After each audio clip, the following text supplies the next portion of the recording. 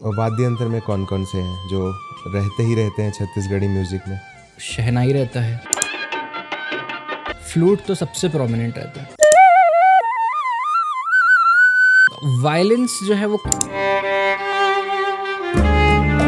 कम use होते हैं usually, क्योंकि वायलेंस सेक्शन बजाना जो है थोड़ा टफ हो जाता है, ज़्यादा हमें आर्टिस्ट बुलाने पड़ते हैं, सब कुछ हो जाता है, तो वायलेंस यूजुअली कम यूज़ होते हैं।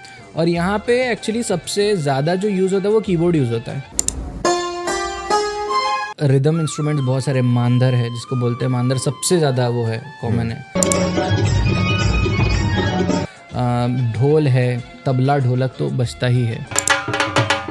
और यहाँ पे एक और चीज़ बड़ी कॉमनली यूज़ होती है, वो है ऑक्टापैड। ऑक्टापैड जो आपने देखा होगा कि लाइव में बजाते हैं जी, उसमें 8 रहते हैं, उसको स्टिक से बजाते हैं। वो बहुत प्रोमिनेंटली यूज़ होता है परकशंस देने के लिए, जैसे शेकर्स की आवाज़, घुंघरू की आवाज़, ये सब देने के लिए।